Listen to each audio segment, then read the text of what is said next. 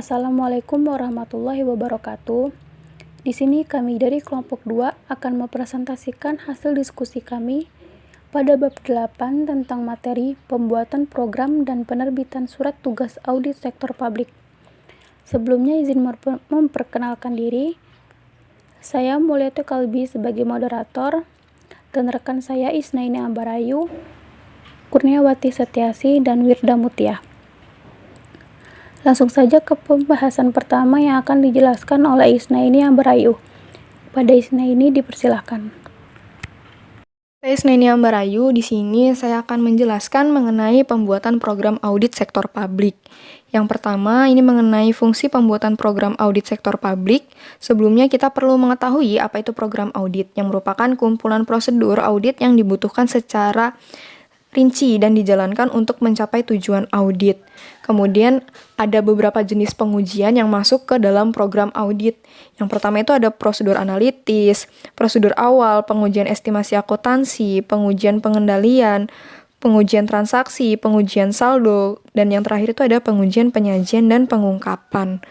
Kemudian yang selanjutnya itu ada program audit keuangan. Ini menurut Boynton tahun 2001, program audit keuangan menyatakan prosedur audit yang diyakini oleh auditor merupakan hal yang penting untuk mencapai tujuan audit keuangan tersebut.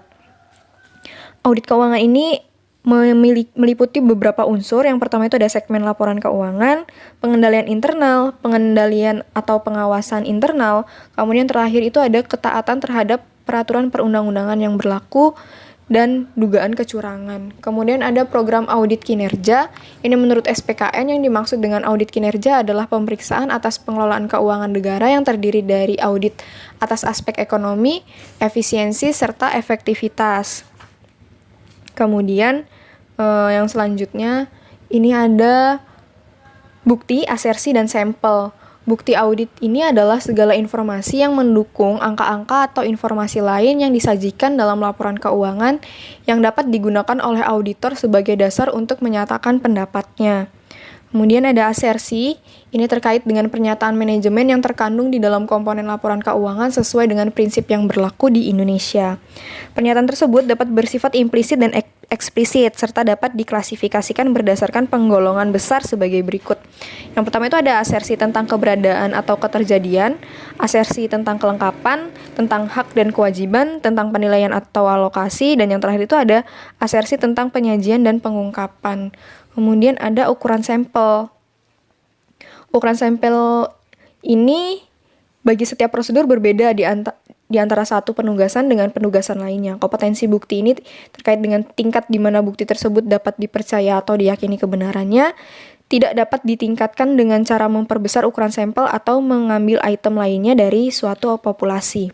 Faktor yang mempengaruhi kecukupan ukuran sampel ini ada yang pertama ada ekspektasi auditor atau kemungkinan salah saji. Kemudian yang kedua itu ada efektivitas dari pengendalian internal klien. Kemudian yang selanjutnya akan kita bahas ini mengenai muatan program audit sektor publik. Pemenuhan dan prosedur pengujian substantif dapat ditunjukkan secara bersama-sama, meskipun hal ini sekarang secara umum dianggap sebagai yang terbaik, tidak untuk menspesifikasikan pengujian kelengkapan secara rinci dalam auditor tidak akan perlu berharap untuk pada semua pengendalian. Yang pertama itu ada pra-pelaksanaan audit secara operasional. Umumnya setiap audit selalu didahului dengan penetapan kontrak audit. Ada beberapa faktor-faktor yang dapat dipertimbangkan pemeriksa. Yang pertama itu ada peraturan perundang-undangan. Yang kedua, permintaan audit dari badan legislatif, arti penting tidaknya suatu program, pengetahuan yang dimiliki oleh auditor, ada tidaknya program baru, dan yang terakhir itu ada tidaknya permintaan usulan pemeriksaan. Kemudian yang selanjutnya itu ada administrasi pekerjaan audit. Ini terkait dengan dilakukan dengan mempersiapkan dan mengelola berbagai pekerjaan dan dokumen yang diperlukan saat melaksanakan audit. Ada beberapa informasi yang dibutuhkan oleh auditor terkait administrasi pekerjaan audit. Ini terkait konfirmasi, dokumen pengendalian internal, dokumentasi, dan dokumen-dokumen lain seperti catatan rapat direksi, kontrak dan perjanjian, rekening koran bank, dan lain sebagainya. Kemudian yang selanjutnya itu ada perencanaan dan pengendalian audit. Ini pada umumnya menyangkut perencanaan terhadap hal-hal seperti jumlah staf auditor, jumlah waktu yang dibutuhkan, program audit yang dibuat, bentuk dan isi laporan hasil pemeriksaan, dan lain sebagainya. Kemudian yang selanjutnya itu terkait dengan pencatatan atau recording hasil pekerjaan. Kertas kerja ini memberikan dukungan dalam pencatatan dan kinerja audit, dukungan dalam supervisi dan review pekerjaan audit, memberikan bukti dari pekerjaan audit yang dilakukan untuk mendukung pendapat auditor, dan kemudian ada 3 bagian dari kertas kerja. Ini ada dokumen permanen, dokumen sistem, dokumen yang sedang digunakan atau current file. Selanjutnya akan dijelaskan oleh Kurniawati Setiasih. Terima kasih untuk Isnaini Ambarayu. Untuk materi yang selanjutnya ialah mengenai review program audit sektor publik. Review terhadap program audit bertujuan untuk memberikan keyakinan bahwa prosedur-prosedur audit yang dipilih oleh auditor merupakan prosedur yang tepat untuk mencapai tujuan audit. Review terhadap program audit dilakukan terhadap audit prosedur, audit teknik, risiko audit, dan materialitas. Selanjutnya, fungsi surat tugas audit sektor publik. Surat tugas audit berfungsi sebagai dasar pelaksanaan audit umum dan khusus. Di samping itu juga berfungsi sebagai payung hukum bagi tim pelaksanaan pemeriksaan. Next, instansi penerbit surat tugas audit sektor publik. Bila audit dilakukan oleh Direktorat Audit, maka tembusan surat tugas harus disampaikan kepada Kepala Kantor Wilayah dan Kepala Kantor Pelayanan Utama. Sebaliknya, bila audit dilaksanakan oleh kantor wilayah atau kantor pelayanan utama harus menyampaikan tembusan kepada Direktur Audit. Selanjutnya, isi muatan surat tugas audit. Secara umum, surat tugas audit sektor publik berisi tentang personil tim audit yang diberi tugas untuk melaksanakan audit, tugas audit yang harus dilaksanakan, serta otorisasi dari instansi yang menerbitkan surat tugas audit. Next, sistem pembuatan program audit sektor publik. A. Berdasarkan urutan kerja atau tahapan pemeriksaan. Hal ini dapat dilakukan oleh auditor dengan mengunjungi secara langsung unit organisasi yang akan diaudit. Yang B. Berdasarkan permasalahan. Dalam hal ini, pemetaan masalah menjadi titik awal dalam menyusun program audit. Program audit disusun guna mendalami dan mengatasi permasalahan yang ditemukan auditor. Program audit yang disusun hendaknya bersifat fleksibel dan memungkinkan terjadinya perubahan menyesuaikan kondisi lapangan. Yang C. Berdasarkan akun. Dalam hal ini, penyusunan program audit didasarkan pada akun yang terjadi dalam kegiatan organisasi yang meliputi akun pendapatan dan akun belanja. Next, sistem penerbitan surat tugas audit sektor publik. Sebagai dasar pelaksanaan audit umum dan khusus, surat tugas harus diterbitkan berdasarkan nomor pelaksanaan audit yang diterbitkan oleh Direktur Audit. Fungsi dari nomor pelaksanaan audit ini adalah sebagai sarana pengawasan pelaksanaan audit dan dasar penerbitan surat tugas audit. Setiap penerbitan surat tugas harus diikuti dengan menerbitkan kuesioner yang ditunjukkan untuk diisi oleh klien. Fungsi kuesioner ini adalah untuk menilai kinerja tim audit dan sistem audit. Materi selanjutnya akan dijelaskan oleh Wirda Mutia. Baik, terima kasih Kurniawati Setiasih. Selanjutnya, siklus pembuatan program dan penerbitan surat tugas audit sektor publik. Siklus pembuatan program audit sektor publik. Program audit adalah daftar prosedur audit yang akan dilaksanakan dalam pengumpulan bukti yang meliputi sifat, luas, dan waktu pekerjaan. Program audit harus menekankan rincian prosedur audit yang diperlukan untuk mencapai tujuan audit. Dengan demikian, program audit berfungsi sebagai A. Petunjuk mengenai apa yang harus dilakukan dan instruksi bagaimana harus dilakukan, alat koordinasi pengawasan dan pengendalian audit, alat penilai kualitas kerja. Perencanaan audit seharusnya mencakup yang pertama sasaran audit, luas, dan metodologi. Yang kedua kriteria pengukuran. Yang ketiga koordinasi dengan auditor pemerintah lain jika dibutuhkan. Yang keempat pengetahuan dan keterampilan staf audit. Yang kelima kepatuhan dengan hukum dan peraturan dan aturan lain. Yang keenam pengukuran pengendalian internal. Survei pendahuluan seharusnya digunakan dalam pembuatan perencanaan audit. Survei pendahuluan akan menyediakan informasi mengenai metode dan sistem yang digunakan mengevaluasi kinerja dan mengelola operasional dan keuangan organisasi. Lalu, tahap perencanaan audit seharusnya menjabarkan program audit. Program audit mencakup hal-hal berikut. Yang pertama, pendahuluan dan latar belakang informasi mencakup pihak berwenang dalam entitas yang diaudit. Sejarah dan saran, lokasi penting, informasi lain yang dibutuhkan untuk menyusun program audit. Yang kedua, tujuan audit. Yang ketiga, luas pekerjaan audit. Yang keempat, metode audit yang digunakan seharusnya digambarkan secara jelas. Yang kelima, penjelasan pola khusus yang digunakan organisasi yang diaudit. Yang keenam, beberapa instruksi khusus yang diperlukan untuk melengkapi audit. Dan yang ketujuh, format umum laporan audit. Lalu prosedur audit sektor publik.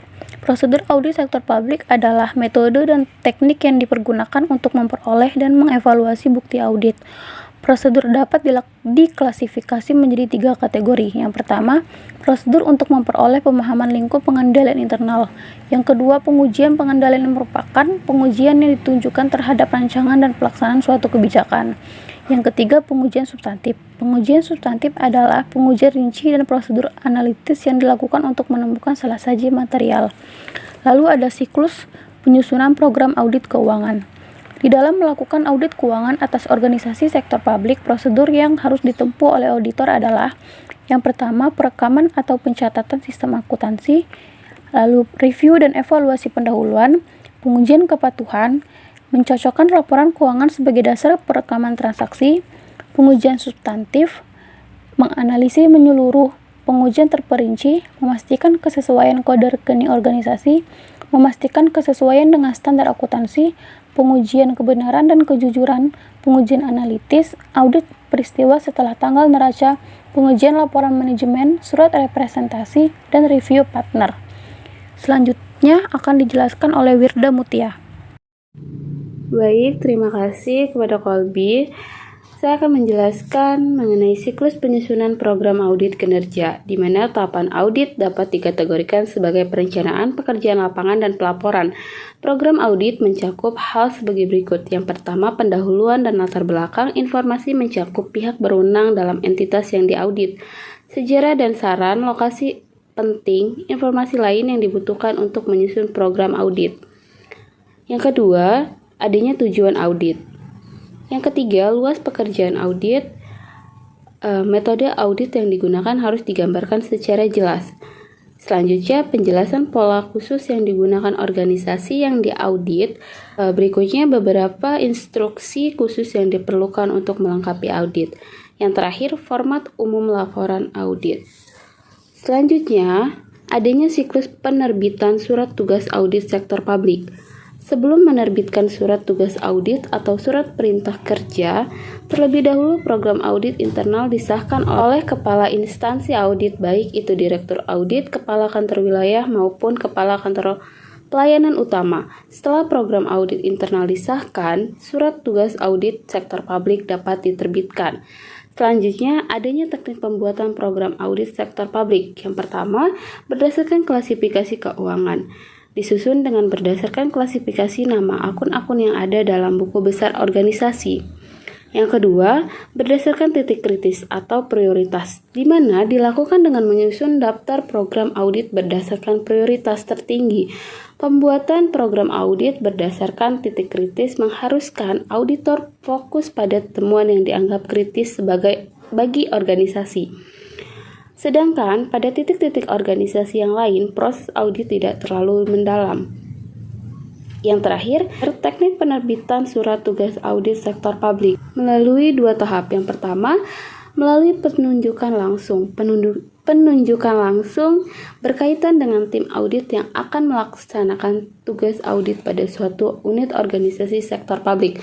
Penunjukan langsung personil tim audit hendaknya memperhatikan kesesuaian kemampuan personil tim audit dengan tim audit dan karakteristik organisasi sektor publik yang akan diaudit.